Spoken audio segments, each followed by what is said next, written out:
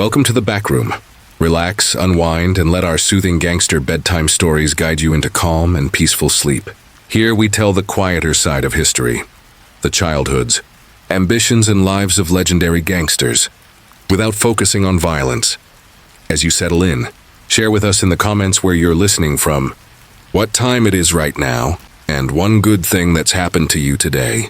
We'd love to hear from you. If you enjoy our stories, please like this video to support the channel, and subscribe so you never miss a new upload. Your encouragement helps us bring more Mafia bedtime stories to life. Now close your eyes, feel at ease, and enjoy tonight's story.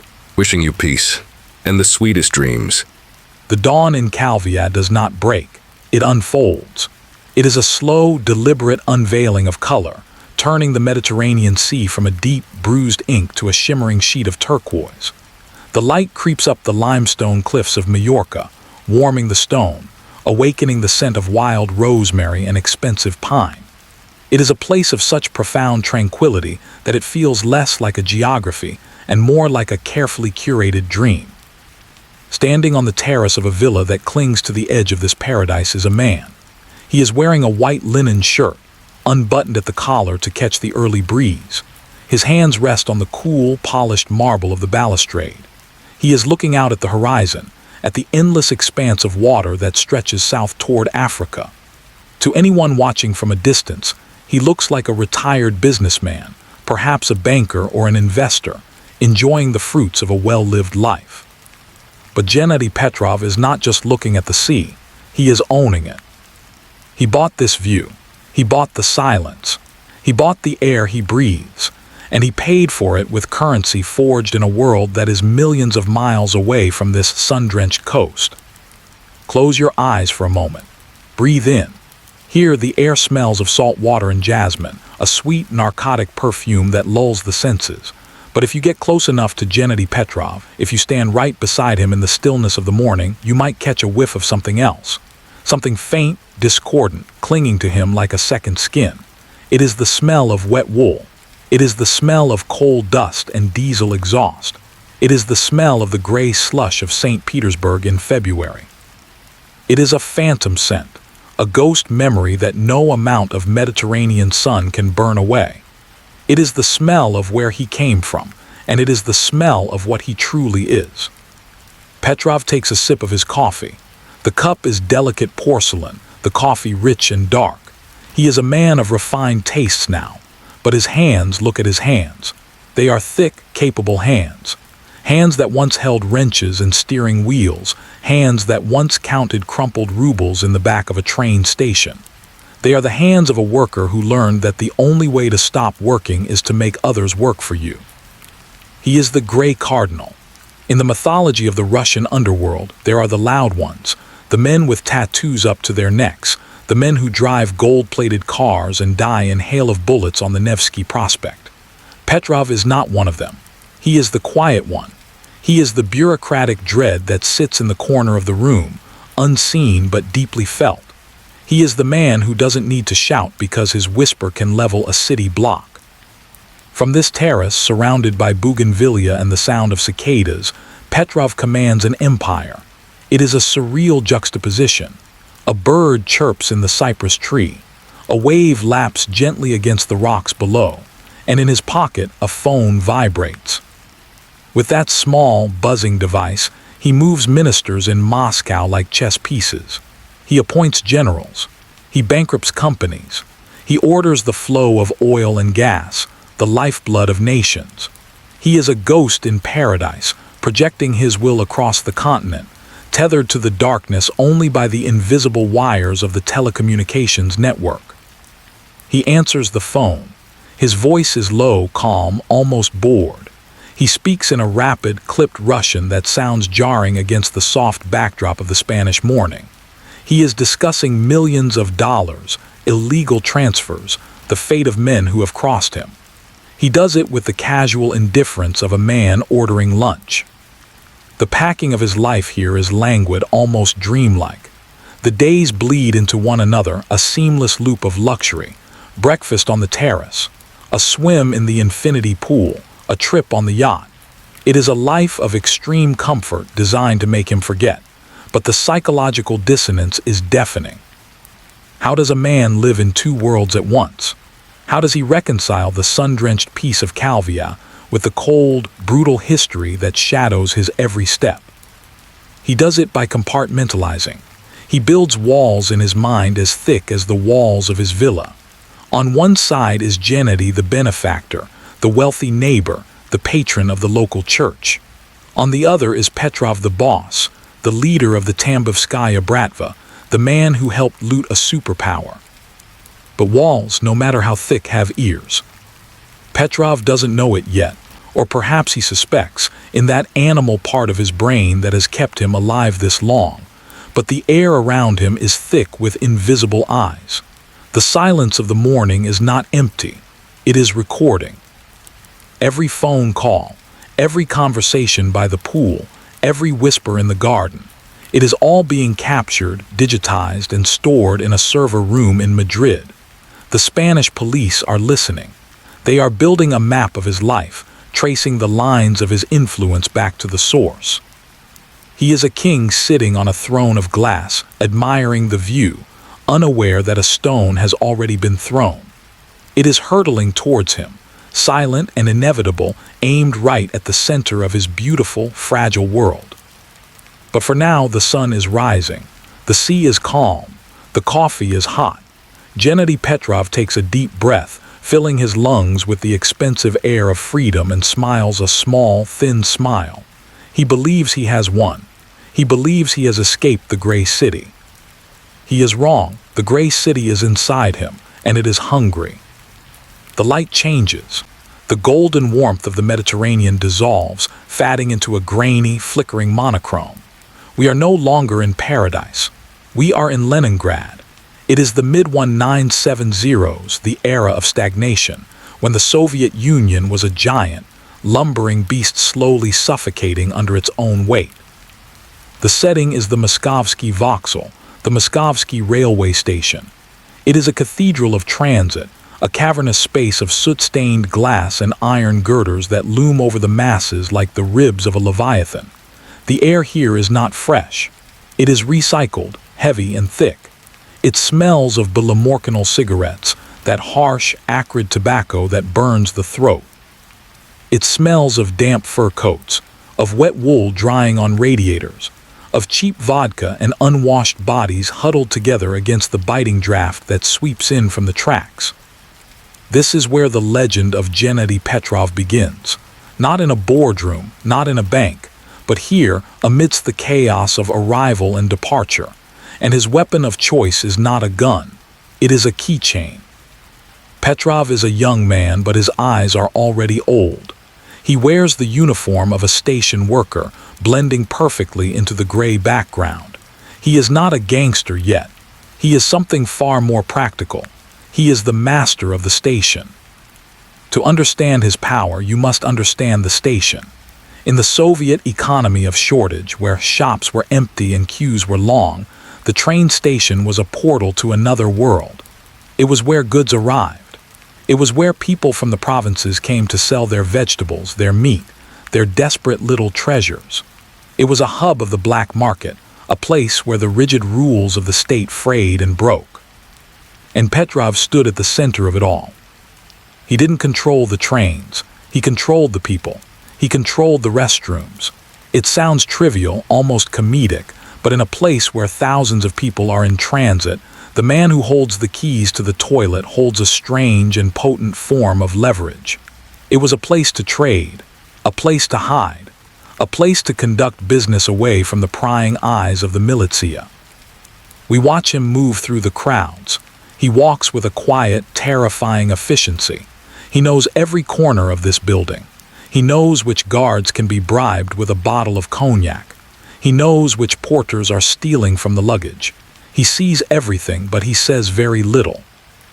The narration focuses on the sensory reality of his world. The screech of iron wheels against the tracks is a constant, piercing shriek that sets the teeth on edge. The echoing announcements from the loudspeakers are distorted and unintelligible, like the voice of a confused god. The tide of humanity is relentless. soldiers returning from duty, grandmothers carrying sacks of potatoes, students, thieves, drunks. Petrov watches them all. He learns to read faces. He learns to spot the desperation in a man's eyes, the greed in a woman's smile. He is learning the most important lesson of his life. Everyone wants something, and everyone has a price. He begins to forge connections. The nascent criminal underworld of Leningrad, the thieves in law, the hustlers, the card sharps, they all pass through his domain. They need a place to store stolen goods. Petrov has a locker. They need a safe place to meet. Petrov has a room. They need to move something out of the city without inspection. Petrov knows a conductor. He becomes the facilitator, the fixer. The tone is gritty and observational. We are down in the dirt with him. We see the grime under his fingernails. We feel the cold seeping through the thin soles of his shoes. But we also feel his ambition. It burns inside him, a small, hot coal. He looks at the crumbling infrastructure of the Soviet state, the peeling paint, the broken clocks, the apathy of the officials, and he sees opportunity. He is learning to siphon wealth from the movement of others. He realizes that you don't need to produce anything to be rich. You just need to stand in the doorway. You just need to be the toll collector. He is not a violent man by nature. He prefers the logic of the transaction. Violence is messy, it draws attention. Business is quiet. Business is clean. But he is not afraid of violence. He sees the brutality of the station, the fights in the waiting rooms, the bodies of drunks dragged away by police, and he accepts it as part of the ecosystem. As the years pass, the keychain becomes heavier. It opens more doors. It opens the doors to the luggage storage, to the freight depots, to the offices of the station administration. Petrov stops being a servant and starts being a partner. He stands on the platform watching the Red Arrow train depart for Moscow. The steam hisses around his legs. The red taillights fade into the darkness of the Russian winter. Gennady Petrov lights a cigarette, cupping the flame against the wind. He is the station master. He owns the gateway to the city, and soon he will own the city itself. He is the toll collector at the gates of hell, and business is booming. By the late 1980s, the cracks in the Soviet foundation were no longer hairline fractures hidden behind layers of propaganda. They were chasms, widening by the day. And climbing out of those chasms were men who had been waiting in the dark for the light to finally fail. The setting shifts from the cavernous, cold station to the intimate, smoky interiors of the new cooperative restaurants. These were places of transition, strange islands of capitalism floating in a vast socialist sea. The air inside was thick, layered with blue clouds of cigarette smoke, Marlboro and Camel now, not the cheap billemorcanal of the streets, and heavy with the scent of roasted meat, expensive perfume, and raw ambition. The lighting was low, conspiratorial, designed not to illuminate, but to hide faces and secrets. Here, at tables covered with white linen that was already stained with wine and grease, the Tambovskaya Bratva was born. It was not just a gang, it was a brotherhood, a fraternity forged in the sweat and blood of the wrestling gyms and boxing rings of the city. These were the sportsmen, men who had trained their bodies to be weapons for the state, only to be abandoned by it when the money ran out. They had the muscle, they had the discipline, but they needed direction. They were an army without a general. Enter the two towers of St. Petersburg. Vladimir Kumarin was the face. He was the night governor, a man of raw charisma and visible power. He was the fist that punched through walls. He was loud, aggressive, a warrior king who led from the front, whose name was whispered on the street corners with a mixture of fear and awe. Gennady Petrov was the shadow. He was the brain. The narrative focuses on the symbiotic, dangerous relationship between these two men. They were opposites, yet they completed each other like two halves of a weapon. Kumarin brought the army. Petrov brought the strategy. Kumarin conquered territory with brute force. Petrov organized it with cold logic. We watched them in the back of a dimly lit dining room. They sit close together, heads bowed over a map of the city drawn on a napkin. Petrov is wearing a cheap leather jacket, the uniform of the era, but he wears it with the stillness of a man in a tuxedo. He speaks softly, his voice barely rising above the murmur of the room. He doesn't command, he suggests. He guides the energy of the room like a conductor guiding an orchestra of wolves. The tone is tense. Every meeting feels like it could end in a toast or a massacre. Vodka glasses clink with a sharp, brittle sound. The heavy velvet curtains are drawn tight against the window panes, blocking out the starving city outside. In here, there is caviar. In here, there is cognac. In here, they are masters of the universe, dividing the spoils of a dying world. Petrov is portrayed as the diplomat of the underworld. He preferred a handshake to a hit, not out of any moral objection to violence. He had seen enough blood at the train station to be inoculated against it, but out of pure efficiency. Violence is expensive. Violence brings police. Violence is bad for business. Why fight, he would ask, his eyes cold and unblinking, when we can share? Why destroy what we can own? He introduced the concept of the collective. It was a criminal commune that operated with the discipline of a military unit and the structure of a corporation. They didn't just rob people, they taxed them. They provided krisha, a roof, protection. In a city where the police had evaporated, where the courts were useless, the Tambov gang became the law. They were the judge, the jury, and the enforcer. We see them carving up the city sector by sector. The ports where goods flowed in and out. The fuel depots, the lifeblood of the winter. The hotels where the foreigners stayed. The markets where the people bought their bread. It was a hostile takeover of an entire metropolis. The packing of the chapter slows down to examine the sheer weight of their influence. They were not just criminals operating on the fringes of society. They were becoming the alternative government. If you wanted to open a shop, you went to Petrov. If you had a dispute with a supplier, you went to Petrov. If you wanted to survive the chaos, you paid the toll. The sensory details focus on the cold calculation in his eyes. He listened more than he spoke. He absorbed information like a sponge. He learned who was weak, who was greedy, who was lying. He was building a reservoir of secrets, a database of leverage that would serve him for decades. He knew where the bodies were buried because he had drawn the map. He was the architect of a shadow state.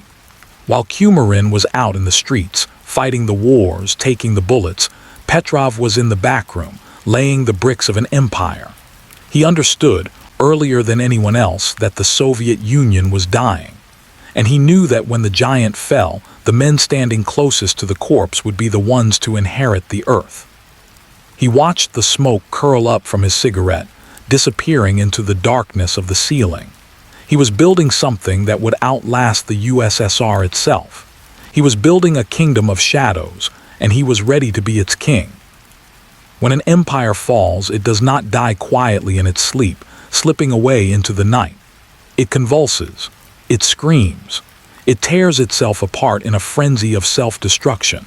And then, once the heart has stopped beating, it is stripped bare by the vultures who have been circling overhead. The Soviet Union collapsed not with a bang, but with a signature on a piece of paper in a forest lodge, a bureaucratic whim that dissolved a superpower. But the aftermath was a free-for-all that history had never seen before. The borders dissolved into lines on a map that no one respected. The laws evaporated into suggestions. The assets of a nation that spanned 11 time zones, its oil, its gas, its factories, its very soul, were suddenly up for grabs. This was the time of the great looting. The setting shifts violently between two extremes, capturing the schizophrenia of the era. Outside, on the freezing streets of St. Petersburg, it is a winter of profound despair. Old women stand in lines for hours to buy a loaf of bread, their hands wrapped in rags to ward off the frostbite. Pensioners sell their war medals, their family heirlooms, their dignity on blankets spread out on the icy pavement, trying to earn enough for a single meal.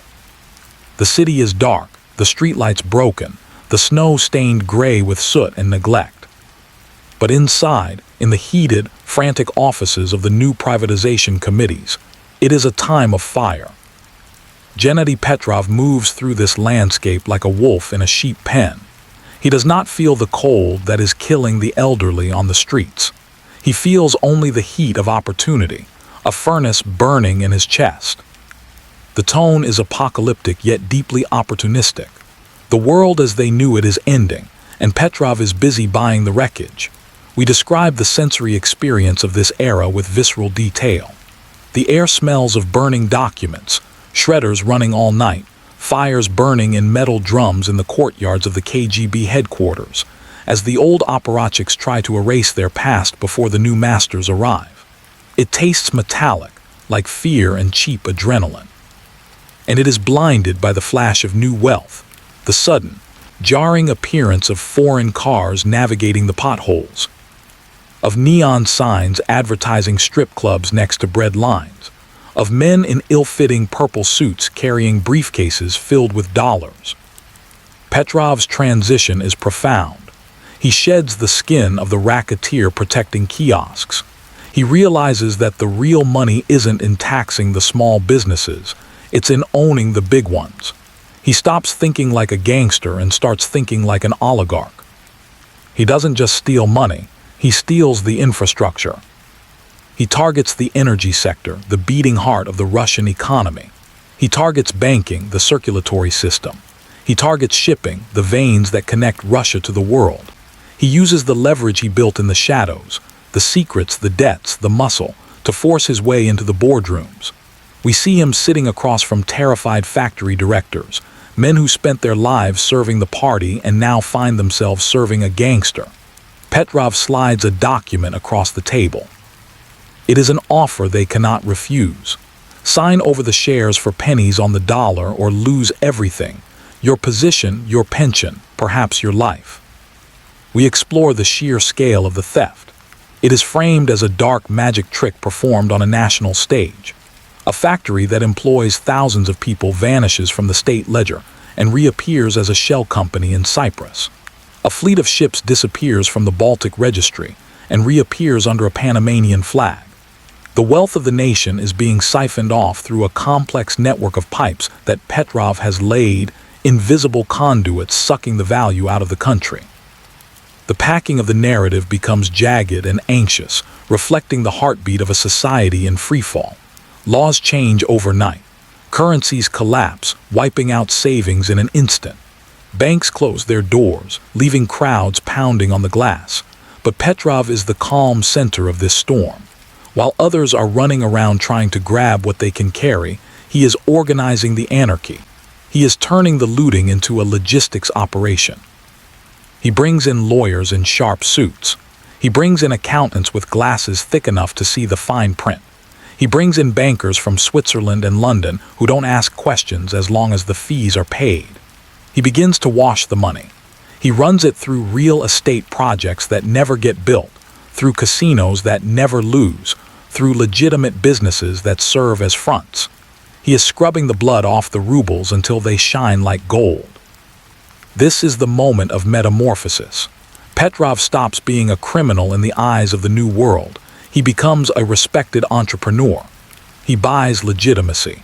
He sponsors charities. He donates to the restoration of churches. He is photographed shaking hands with the new political elite, men who need his money and his muscle to stay in power. But we, the audience, know the truth. We see the wolf beneath the suit. We see the station master who used to control the toilets now controlling the flow of oil to Europe. He has bought a title with the ruins of an empire. As the chapter closes, we see Petrov standing at the window of his new office, high above the city. The snow is falling outside, covering the misery of the streets in a blanket of deceptive white. He holds a glass of expensive cognac, warming it in his hand. He looks down at the people below, the ants scurrying for crumbs, and he feels nothing but a cold satisfaction. He has won the game. He has stolen the future. And he did it without firing a single shot. By the late 1990s, St. Petersburg had earned a new and terrifying name, the criminal capital of Russia. The peace that Petrov and Kumarin had maintained, the delicate balance between the two towers, was fraying under the weight of greed and chaos. The streets were becoming a graveyard. Car bombs were as common as traffic jams, their detonations echoing through the canyons of the city like the heartbeat of a dying beast. Snipers were taking shots at politicians and businessmen alike, leaving bodies cooling on the pavement of the Nevsky Prospect. The city was eating itself alive. Most men in Petrov's position dug in. They reinforced their bunkers. They bought armored Mercedes limousines with glass thick enough to stop a rocket-propelled grenade. They hired armies of bodyguards with dead eyes and twitchy fingers. They built higher walls and deeper basements. But Gennady Petrov did something that distinguished him from the thugs he commanded. He possessed a clarity of vision that they lacked. He realized that the only way to win a war of attrition is not to be on the battlefield at all. He left. The transition is jarring, a sensory shock that leaves the audience breathless. We leave the monochrome world of leaden skis, slush, and concrete, where the sun is a rumor and the cold is a constant companion, and we open our eyes to a world saturated in color. Blue, gold, white. This is the Mediterranean. This is Spain. The narrative emphasizes the profound physical shift of this migration. One day, Petrov is breathing the exhaust fumes and coal dust of St. Petersburg. The next, he is inhaling the salt air of the Balearic Sea, scented with wild thyme and expensive sunscreen. The warmth of the sun on his skin is a physical sensation, a heavy, comforting hand that seems to press the tension out of his muscles, melting the frozen vigilance of the Russian winter. The sound of sirens and gunfire is replaced by the cry of seagulls and the gentle, rhythmic lap of waves against the hull of a yacht. It feels like a rebirth. It feels like an escape from gravity itself. Petrov settles in Calvia on the island of Majorca. He doesn't just buy a house, he buys a kingdom. His villa is more palace than home, a sprawling compound of white stucco and terracotta tiles perched on a cliff overlooking the endless blue. It gleams against the azure sky, surrounded by lush gardens that smell of pine and lemon. It is a paradise, but look closer. It is also a fortress. The walls are high, topped with cameras that swivel silently. The security guards wear polo shirts and smiles, but the bulges under their arms are unmistakable. They are soldiers in resort wear. The tone of the chapter is one of reinvention. Petrov sheds the skin of the Russian gangster like a snake shedding old scales. He trades the cheap leather jackets for expensive Italian suits that drape perfectly over his shoulders. He learns to appreciate fine wine, distinguishing a Rioja from a Ribera del Duero. He takes up tennis. He presents himself to his neighbors as a wealthy expatriate, a man of leisure who has made his fortune in international trade and retired to the sun. We explore the psychology of the exile. Petrov believes he has ascended. He looks back at Russia not with nostalgia, but with a kind of pity, perhaps even contempt. He sees the men still fighting over scraps in the mud, still risking their lives for a few blocks of territory, and he feels superior. He believes he has washed himself clean. He believes that geography can erase history, that if you move far enough away from the crime scene, the blood disappears. The packing of the narrative becomes smooth and luxurious, mirroring his new life. We watch him on his yacht, the Sasha, cutting through the sparkling water, the wind in his hair. We see him dining in exclusive restaurants, laughing with his family, the picture of contentment. It is a seductive image. It is the dream of every criminal to get out with the money and live to spend it. But the narration hints at a darker truth. He has not left the darkness behind. He has simply packed it in his luggage. You can take the man out of the Mafia, but you cannot take the Mafia out of the man. Even here in paradise, the habits of a lifetime persist. He sits by the pool, surrounded by beauty, but he is not relaxing. He has a phone in his hand. He has a laptop on the table. He is setting up his office. He is still pulling the strings. From his terrace in Spain, thousands of miles from the Kremlin, he appoints ministers in Moscow. He settles disputes between gangs in St. Petersburg with a word. He arranges the transfer of millions of dollars through offshore accounts in the Virgin Islands and Panama, moving wealth around the globe with a keystroke. He is the spider who has moved his web to a sunnier corner, but the web is still sticky, and the flies are still being caught. A creeping tension remains beneath the surface of the luxury. We see him checking the perimeter of his estate, his eyes scanning for threats that don't exist in this landscape. We see him watching the boats that come too close to his villa with suspicion. We see the way he looks at strangers, with the cold, appraising eye of the station master who knows that everyone wants something and everyone has a price. He believes he is untouchable here. He believes that the Spanish authorities are lazy, corrupt, or simply indifferent to the affairs of Russians. He thinks he has bought his way into a society that doesn't ask questions as long as the check clears. He mistakes their politeness for weakness. He has built a golden cage and mistaken it for a castle. As the sun sets over the Mediterranean, casting long, purple shadows across the terrace, Petrov lights a cigar. He looks out at the sea, feeling the master of all he surveys. He doesn't see the invisible wires that are crisscrossing the air around him. He doesn't hear the silent hum of the recording devices collecting his secrets. He doesn't know that his flight to the sun has only made him easier to see, a dark silhouette against a bright background. He is a king in exile, ruling a kingdom of ghosts from a throne of sand, and the tide is coming in. In the modern world, power does not require physical presence. It does not require a throne or a podium or a desk in a corner office. It requires connection. It requires a signal. And in the mid-2000s, Gennady Petrov demonstrated to the world, though the world did not know it yet, that a man sitting in a garden chair in Spain, wearing flip-flops and sipping iced tea, could be the most powerful man in Russia. He is running a massive criminal enterprise, a shadow government that parallels the official one in Moscow, via telephone from a resort town. He is the CEO of a corporation whose product is corruption, and his office is everywhere his phone is. The narrative shifts perspective. We are no longer just watching Petrov from a distance. We are listening to him. We enter the world of the voices in the wire. These are the intercepted calls, the digital ghosts of conversations that were never meant to be heard by anyone but the conspirators. The tone is voyeuristic and eerie. We are eavesdropping on a monster who sounds disturbingly, banally human. We describe the contrast, the cognitive dissonance of his daily life. Picture Petrov walking through a brightly lit supermarket in Calvia, pushing a cart filled with baguettes, jamon iberico, and expensive wine. He is dressed in shorts and sandals, blending in with the tourists. He stops in the produce aisle to answer his phone.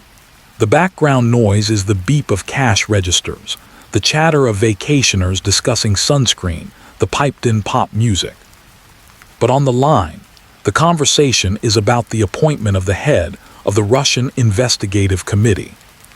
"Tell him it's done," Petrov says, inspecting a melon for ripeness, pressing his thumb against the rind. "The papers will be signed tomorrow.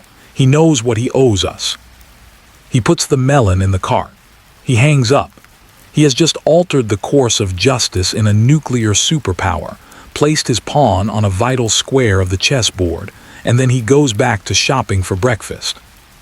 We hear him on his boat, the wind whipping the microphone, the sound of water slapping the hull. He is laughing, relaxed, perhaps holding a fishing rod. But the words he speaks are chilling in their simplicity. "If he doesn't pay, we close the accounts. Simple. Don't make it messy.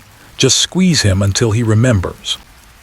He settles debts, moves millions of dollars through shell companies, and destroys careers with a casual tone, as if he is ordering a pizza or booking a tennis court for the afternoon. The banality of his evil is what makes it so terrifying. There is no anger in his voice, no drama, no theatrical threats. It is just business. It is just logistics. The sensory details focus on this disconnect.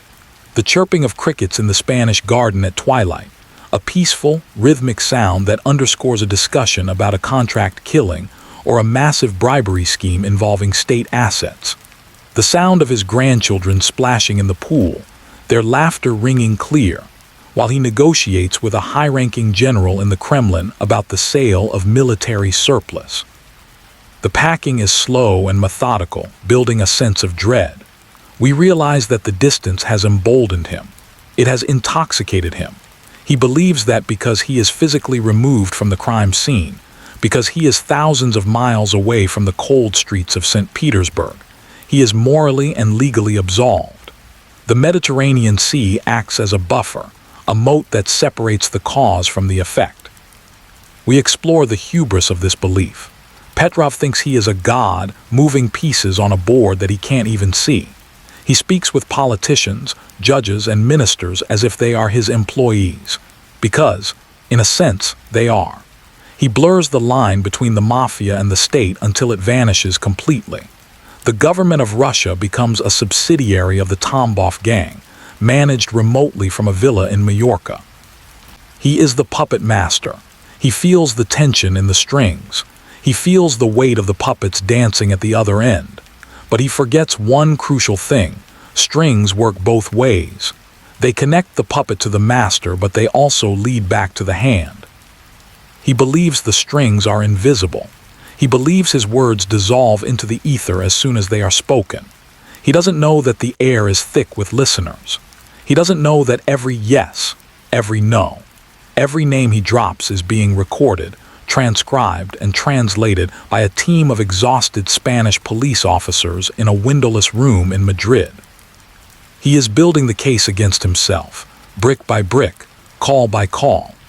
Every boast, every order, every casual display of power is another link in the chain that will eventually bind him. Petrov sits on his terrace, the phone pressed to his ear, looking out at the calm, dark sea. He feels powerful. He feels safe. But in the invisible wire that connects him to the world, a trap is being laid, and he is walking into it, talking all the way. In the vast, shadowy ecosystem of organized crime, there exists a pervasive and arrogant belief in the fundamental incompetence of the state. The gangster, flush with cash and surrounded by sycophants, looks at the bureaucrat and sees nothing but a gray, faceless drone. He sees a man buried under mountains of paperwork, bound by arcane rules, underpaid, overworked, and fundamentally lacking in ambition. He assumes that the slowness of the law is a sign of weakness, a lack of will. He assumes that silence means ignorance, that if the sirens aren't wailing, no one is watching. Gennady Petrov made this mistake. It was the fatal flaw in his otherwise meticulous armor. He looked at the Spanish authorities, the Guardia Civil, the prosecutors, the intelligence analysts, and saw sleepy civil servants taking long lunches, sipping espresso, and leaving early for the weekend to go to the beach. He didn't see the predators hiding in the tall grass, their eyes fixed on his throat. He didn't see the wolf pack gathering in the dark. The setting moves abruptly from the sun-drenched, jasmine-scented terrace of Majorca to the sterile, fluorescent-lit rooms of the Spanish intelligence services in Madrid. This is a world devoid of luxury. There are no marble floors here, no infinity pools, no views of the Mediterranean. The coffee is bitter and comes from a vending machine that hums in the corner. The chairs are uncomfortable, worn down by years of nervous shifting. The air smells of ozone from overheating servers, cheap tobacco, and the stale sweat of men and women who haven't slept in days. This is the nerve center of Operation Troika. The tone is procedural yet incredibly tense, vibrating with the quiet energy of a predator stalking prey that doesn't know it's being hunted.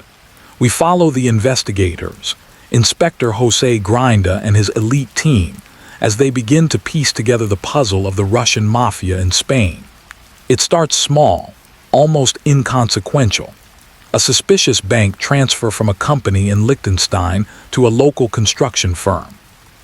A property deed registered to a name that appears on an old Interpol list from the 90s.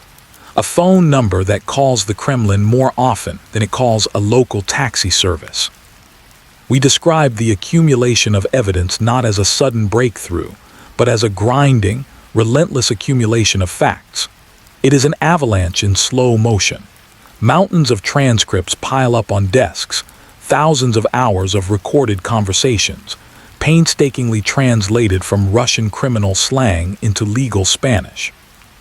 Analysts sit with headphones on for 12 hours a day, listening to the banal chatter of wives and mistresses, waiting for the one sentence, the one slip-up, that reveals the structure of the organization. Bank records arrive in heavy boxes, detailing a labyrinth of offshore accounts in the Virgin Islands, Cyprus, Panama, and Switzerland. Surveillance photos are pinned to corkboards, lines of red string connecting Petrov to known criminals, to politicians, to men who should not be in Spain, let alone at a barbecue in Calvia. The narration emphasizes the silence of the hunters. They do not move. They do not arrest the low-level runners who are laundering money through local bars. They do not raid the small-time associates. They watch. They wait. They want the king, not the pawns. They understand that to take down a man like Petrov, you cannot just graze him. You have to cut the head off. We explore the psychological weight on the investigators. They realize early on that they are not just chasing a mobster. They are confronting a piece of the Russian state itself. The names that appear in the transcripts, ministers, generals, oligarchs, men close to the very pinnacle of power in Moscow, are terrifying.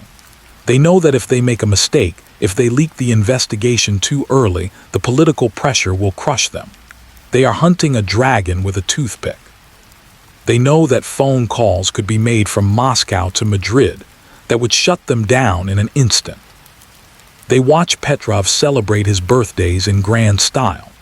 They see the lavish parties, the private jets arriving from Moscow laden with caviar and vodka, the gifts of jewelry and luxury cars exchanged like party favors. They watch him bribe local officials to get permits for his developments, corrupting the very land he lives on.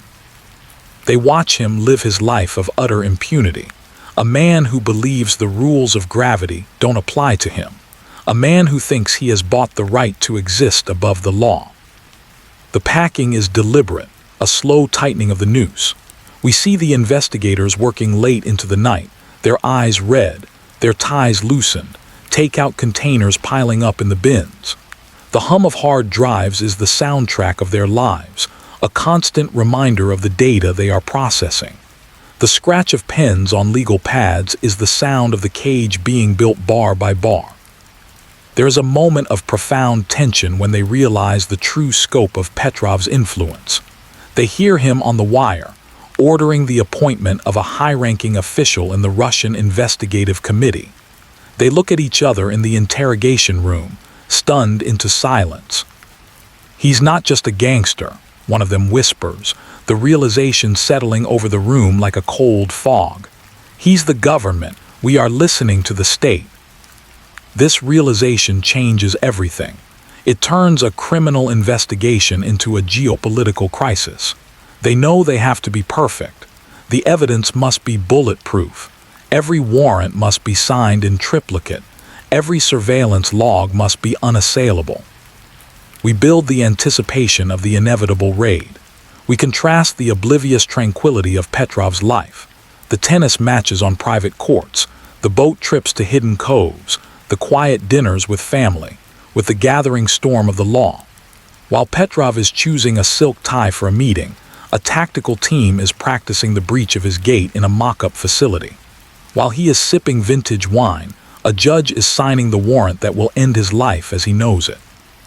It is the deep breath before the plunge, the quiet accumulation of power that will shatter the glass castle. The investigators live in a state of high anxiety. They worry about leaks. A single word to the press could ruin years of work. They worry about being bought off. They know Petrov has the resources to offer them fortunes. They worry about being killed. Accidents happen to people who ask too many questions about the Tambovskaya Bratva, but they keep working. They are the sleeping police, the ones Petrov thought were dozing on the job, but they were never asleep. They were just very, very still. As the date of the operation approaches, June 2008, the tension in the room becomes electric. Maps are rolled out on long tables. Teams are assigned to specific targets: the villa in Calvia, the offices in Palma, the associates in Alicante. The coordination with German, Swiss, and American agencies is finalized. The trap is set. The steel jaws are pulled back. The chapter ends with a shot of the investigators leaving the office in the early hours of the morning. The city of Madrid is quiet, the streetlights reflecting on the empty pavement. They get into their cars, their faces grim, not knowing if tomorrow will bring victory or disaster. But they know one thing: the waiting is over. The silence is about to be broken. And in his villa in Majorca, Gennady Petrov sleeps soundly, dreaming of his empire, dreaming of the sea, unaware that the men who will destroy him are already on their way, driving through the night to bring the dawn. It is the darkest hour, that strange, suspended moment between the absolute dead of night and the first gray hint of morning. June 13, 2008. In Calvia, the crickets have fallen silent, sensing a change in the atmospheric pressure, a shift in the wind that signals danger. The sea is black and motionless, a mirror reflecting nothing, waiting for the first light to animate it. The raid does not begin with a knock. It does not begin with a doorbell or a polite request to open the gate. It begins with the apocalypse. The silence of Majorca is shattered by a sound so loud, so sudden, it feels like the sky has torn open above the villa. It is the deep, thumping roar of heavy-lift helicopters descending out of the darkness. Their rotors beat the air into a frenzy, whipping the palm trees into submission, turning the calm, glassy surface of the infinity pool into a chaotic chop. Searchlights click on, blinding white beams that stab down from the heavens, pinning the villa against the cliffside like a specimen on a slide, exposing every corner, every shadow. At the same instant, the ground assault begins. Armored trucks smash through the wrought iron gates, the metal screaming as it twists and gives way. Tactical teams, hundreds of officers from the Guardia Civil dressed in black, faces masked, weapons drawn, swarm the grounds. They move with the fluid, terrifying precision of a single organism, a black tide flowing over the marble pathways. Boots pound on the stone. Flashbang grenades detonate, turning the night into a strobe-lit nightmare of smoke and noise. Policia, al suolo, manos arriba. The tone is visceral and shocking. We describe the invasion of the sanctuary. The sanctity of the home, the illusion of safety that Petrov spent millions to build, is violated in seconds. Doors are kicked in, splintering wood flying into the hallways like shrapnel. Windows are smashed, the sound of breaking glass lost in the roar of the helicopters. The air fills with the smell of cordite, burnt rubber, and high-octane adrenaline. Inside the master bedroom, Gennady Petrov wakes to the end of his world. For a split second, he is disoriented. Is this a nightmare? Is it a hit squad from St. Petersburg come to settle an old score from the gangster wars? But then he sees the uniforms. He sees the crest of the Spanish state on the shoulders of the men storming his room. And the realization hits him harder than a bullet. The game is up. The state has come for him. The focus shifts to the humiliation of Gennady Petrov. The man who thought he was a god, who moved ministers with a phone call, who treated the law like a nuisance, is reduced to a frightened old man in his pajamas. He is pulled from his bed, stumbling, blinded by the tactical lights that sweep the room. He is thrown to the floor, his face pressed against the cold, expensive tile he selected himself. A knee digs into his back, pinning him down. Hands, rough, professional hands, search him for weapons, patting down the body of a billionaire as if he were a common street thug. The sensory details of the arrest are sharp and unforgiving. The cold steel of the handcuffs ratcheting tight around his wrists, biting into the skin, a sensation he hasn't felt since the train station days. The flash of police cameras documenting the scene, the unmade bed, the open safe, the confused, terrified face of the oligarch, the look of disbelief in his eyes. He cannot comprehend that this is happening. Not here, not to him, not in the sanctuary he built to keep the world out. The packing of the chapter is chaotic and fragmented, mirroring the shattering of his illusion. We cut between scenes of the raid with breathless speed.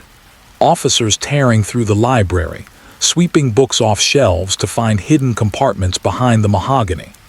Tech experts seizing laptops and hard drives, ripping the digital brain out of the empire, unplugging the servers that held the secrets of the Russian state. Dogs sniffing for cash and explosives in the wine cellar, their paws scratching on the vintage crates.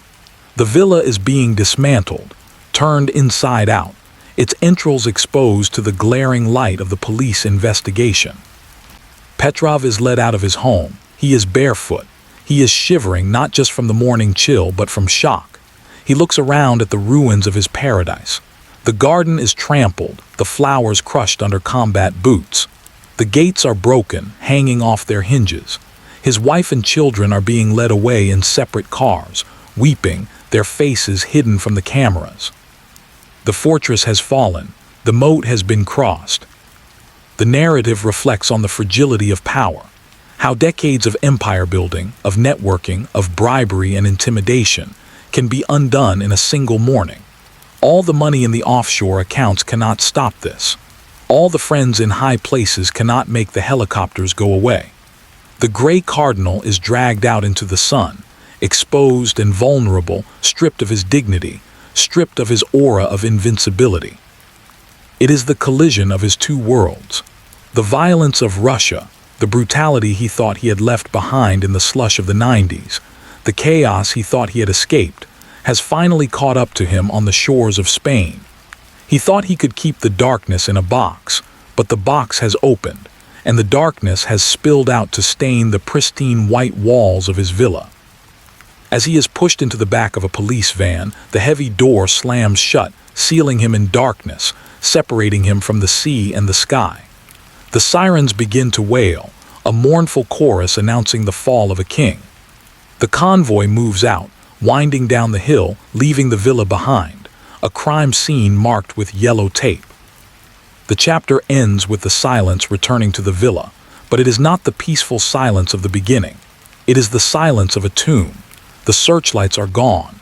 The helicopters have flown away. The sun begins to rise over the sea, indifferent to the tragedy, painting the water in shades of pink and gold. But the house is empty. The rooms are violated. The secrets are gone, packed into evidence bags and driven away to Madrid. The throne of glass has been shattered, and the shards are scattered on the floor, glittering in the morning light like diamonds, sharp, dangerous, and utterly useless. The man who bought the sea has been evicted from his view, and the sea remains, calm and eternal, belonging to no one. A prison cell is a box designed to contain the body, to restrict movement, to break the spirit through the sheer monotony of confinement. But for a man like Gennady Petrov, a cell is merely a smaller room in which to think. It is a crucible where strategy is distilled to its purest form. The transition from the sprawling, sun-drenched luxury of his Mallorcan estate to the stark, white confinement of a Spanish prison cell is jarring. The space is small, defined by hard angles and cold surfaces that repel the touch. The view is no longer the endless Mediterranean horizon, blue melting into blue, but a sliver of gray sky seen through a barred window high on the wall. The silence is not the peace of a private garden filled with birdsong, but the heavy, pressurized quiet of incarceration, punctuated by the clanging of doors and the shouting of guards. But Petrov is not broken, he is thinking. The tone of this chapter is claustrophobic and deeply intellectual. We are inside his head as he plots his escape. He knows that he cannot dig a tunnel with a spoon. He cannot bribe a guard to leave a door open in the middle of the night. This is not Russia in the chaos of the 90s, where money could buy a key to any lock. This is the European Union. The walls are legal, not physical. And so, he must use legal tools to dismantle them, brick by bureaucratic brick. The narration focuses on his manipulation. Petrov is a master of leverage. He understands that every system, no matter how robust, has a pressure point, a structural weakness, and he begins to apply pressure with the precision of a surgeon. We see the team of lawyers he assembles, the best in Spain, men in expensive, tailored suits who arrive at the prison carrying briefcases filled with motions, appeals, and medical reports. They are his soldiers now. They fight with paperwork, with delays, with obfuscation. They flood the court with documents, challenging every piece of evidence, every translation, every procedure. They turn the legal process into a swamp, slowing it down until it threatens to stall completely. But the real battle is being fought thousands of miles away. From his cell, using intermediaries and coded messages passed during visits, Petrov activates his network in Russia. Phone calls are made from unlisted numbers in Moscow. Favors are called in from men who owe him their careers, their fortunes, perhaps even their lives. The pressure begins to mount on the Spanish authorities. Diplomatic notes are exchanged, couched in the polite language of international relations, but carrying a heavy subtext. Subtle hints are dropped about the importance of maintaining good relations, about energy contracts, about cooperation on other fronts. The Russian state does not abandon its own, especially when its own knows where the bodies are buried and has the receipts to prove it. The packing of the chapter is slow, dragging, reflecting the agonizing passage of time in prison. Days turn into weeks, weeks into months. Petrov sits on his bunk, reading, waiting, staring at the dust motes dancing in the shaft of light from the window. He is playing a high-stakes game of chess, and he is willing to sacrifice pieces to save the king. He is patient. He knows that the Spanish judicial system is overwhelmed, underfunded, and desperate for a resolution. We explore the prisoner's dilemma he faces. The Spanish prosecutors have a mountain of evidence. They have the tapes of his conversations. They have the bank records tracing the flow of millions. If he stays and fights in court, he could lose everything. He could be convicted. He could spend the rest of his life in this box, an old man forgotten by the world. Or he could gamble. He begins to complain of health issues. His heart flutters. His back aches. He develops vague, unprovable ailments that require specialized treatment unavailable in the prison infirmary. He requests permission to see his doctors in Russia, specialists who know his history. He requests permission to visit his elderly mother, playing on the sympathies of the court. It sounds absurd. A man accused of leading one of the most powerful criminal organizations in the world, asking for a hall pass to go home. But Petrov understands the bureaucracy. He understands that sometimes the state just wants the problem to go away. A high-profile trial involving the Russian Mafia is expensive. It is politically risky. It could reveal embarrassing connections that no one wants to see in the headlines. It could become a diplomatic incident. The negotiations take place in quiet rooms, away from the glare of the media. Deals are proposed in hushed tones. Assurances are given. Petrov promises to return. He swears on his honor. He puts up a massive bail, millions of euros that mean nothing to him but look impressive on paper. The Spanish court, weary of the legal battle, perhaps pressured by forces unseen, perhaps simply naive, grants his request. He is given permission to travel to Russia for a temporary visit to see his mother and treat his health. The sensory details focus on the mundanity of this extraordinary event. The stamping of a document with a heavy, satisfying thud. The squeak of a pen signing a release form. The handshake between a lawyer and a prosecutor that seals the deal. It is a testament to his enduring power. Even in chains, he can open doors that should be locked forever. He has hacked the system. We watch him walk out of the prison. He is not running. He is not sneaking out in the back of a laundry truck under the cover of darkness. He walks out the front door in broad daylight, wearing a suit, carrying a briefcase.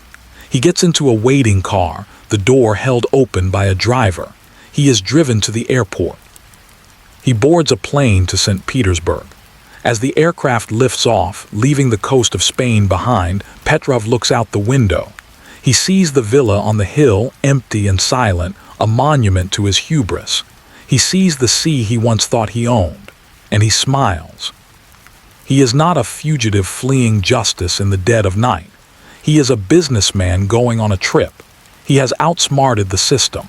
He has played the prisoner's gambit and won. He leaves the Spanish authorities holding an empty leash, staring at a cell that is suddenly, shockingly vacant. They wait for his return. They check their watches.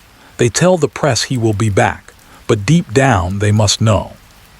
The wolf has returned to the forest. He has slipped the trap, and he is never, ever coming back.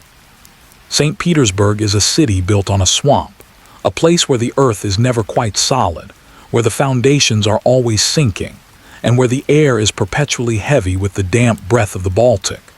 It is a city of ghosts, a necropolis of empires where the past refuses to stay buried.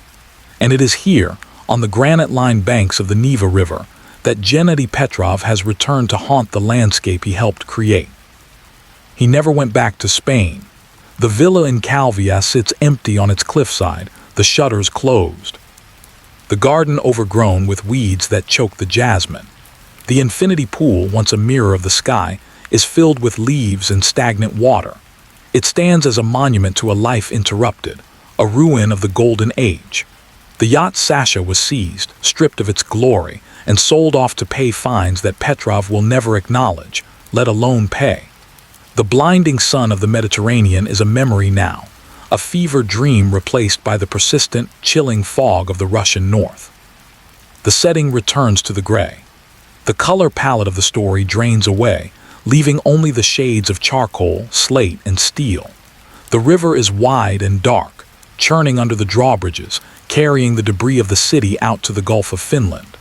The buildings loom out of the mist, their grand imperial facades hiding the decay within, their windows like dead eyes watching the street. Petrov has vanished from the public eye. There are no more interviews in business journals, no more photos of him shaking hands with ministers at gala dinners, no more whispered sightings in the VIP boxes of football stadiums. He has slipped back into the shadows from which he emerged decades ago at the train station. He has become a rumor again, a whisper on the wind. The tone is ghostly and unresolved. We follow an old man walking along the English embankment. He wears a heavy wool coat, the collar turned up against the biting wind that whips off the water. He walks slowly, placing his feet with care on the slick pavement, leaning heavily on a cane. Is this him? Is this the man who looted an empire? Is this the man who commanded the 2 towers of the Underworld?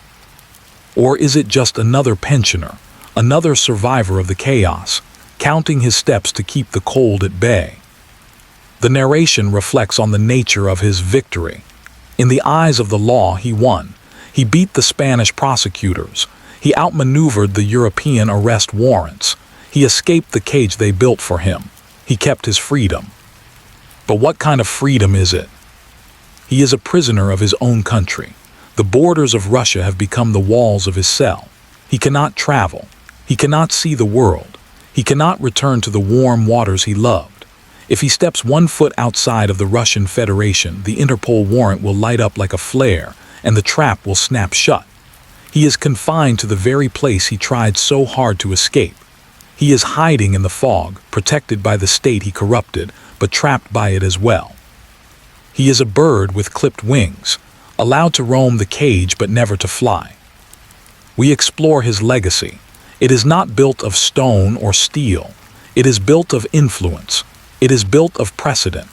Petrov was the pioneer of a new kind of power.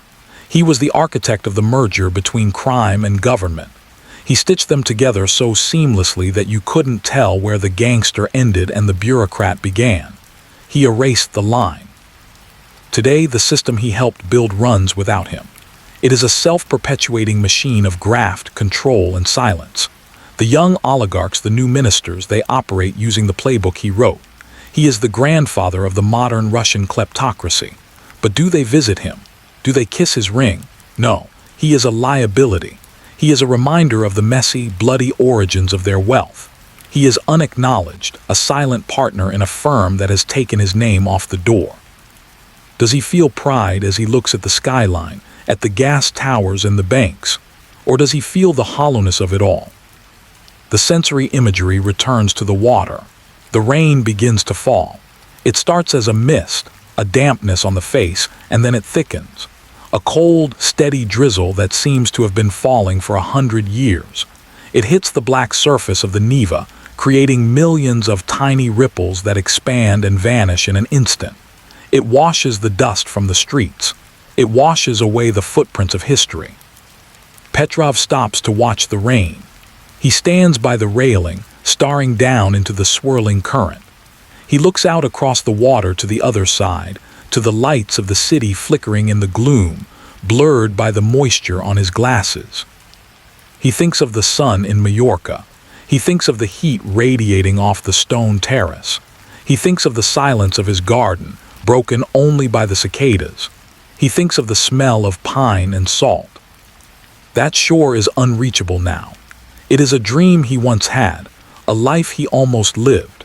It is separated from him not just by miles, but by time, by law, by the choices he made when he picked up that keychain in the Moskovsky station 40 years ago.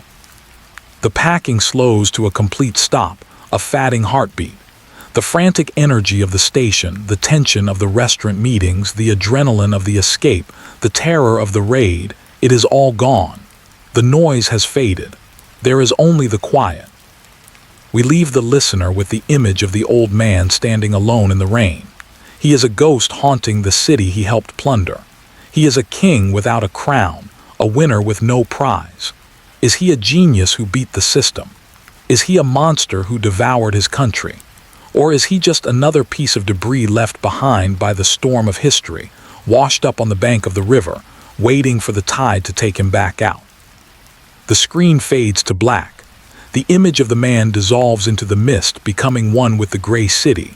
But the sound remains. The sound of the rain falling on the water, falling on the stone, falling on the just and the unjust alike.